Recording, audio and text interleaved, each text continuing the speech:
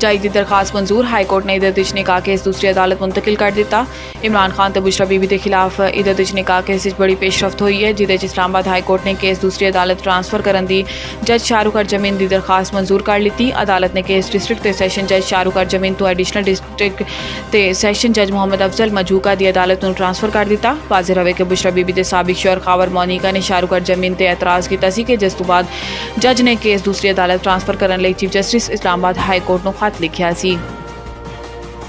पाकिस्तान महंगाई बड़ी कमी एक साल 38 तो 11% ते आ गई। इदारा शुमारियात के मुताबिक अप्रैल के मुकाबले मई CPI अफरात ज़र 11.76% रिकॉर्ड किया गया, जबकि अप्रैल CPI अफरात ज़र 17.34% सी। इदारा शुमारियात की रिपोर्ट दसिया गया है कि एक साल बिजली 58.7%, ट्रांसपोर्ट सर्विस 32.2%, कॉटन मलबूसात 23.2%, प्याज 86.6%, टमाटर 55.4% मसाला शात 39.17% महंगे हुए। दूसरी जानिब मई महाना बुनियादा ते महंगाई 3.24% की कमी रिकॉर्ड की गई। तो मई 2024 महंगाई 11.76% ते आ गई। मई शहरों महंगाई 2.80% देहातें 3.89% कमी हुई, जबकि जुलाई मई तक महंगाई की शरह 24.52% रही। IMF ने चारों सूबा आज़ाद कश्मीर और गिलगित बल्तिस्तान के तरक्याती मनसूबे मांग लेते। जराए के मुताबिक बैनुल अक़वामी मालियाती फंड की जानिब तो पंजाब, सिंध, बलोचिस्तान, खैबर पख्तूनख्वा, आज़ाद कश्मीर के गिलगित बल्तिस्तान के तरक्याती मनसूबे तलब किए गए, जबकि KPK बलोचिस्तान, आज़ाद कश्मीर ते GB हुकूमत अपने तरक्याती मनसूबे IMF के नाल शेयर करने तो गुरेज कर रही ने। IMF की जानिब तो कहा गया है कि चारों सूबा हुकूमत अपनी तरक्याती फंड्स के सैक्टर वाइज तकसीम की तमाम तफसीलात प्लानिंग कमीशन को देन।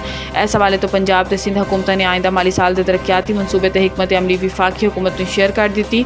ताहम KPK बलोचिस्तान, आज़ाद कश्मीर ते गिलगित बल्तिस्तान अपने तरक्याती मनसूबे शेयर करने तो गुरेज कर रही है। पाकिस्तान की यूक्रेन अमन कॉन्फ्रेंस अदम शिरकत का इम्कान। दफ्तर खारजा की तर्जुमान मुमताज़ ज़हरा बलोच का कहना है कि रूस यूक्रेन तनाज़े से होने वाली इस कॉन्फ्रेंस की शिरकत लई पाकिस्तान को दावतनामा मौसूल हो चुका है, लेकिन पाकिस्तान ने हाले शिरकत के हवाले तो कोई फैसला नहीं किया।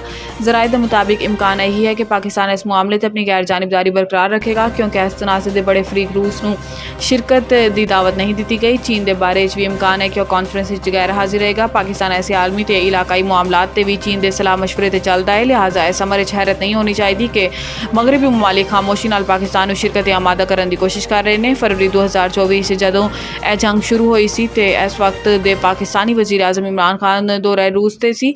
गो इन्हां दे दौरे का इस तनाज़े नाल कोई ताल्लुक नहीं सी, लिहाजा इन्हां दी रूस मौजूदगी ते मगरबी ममालिक खदशात का शिकार हुई सी।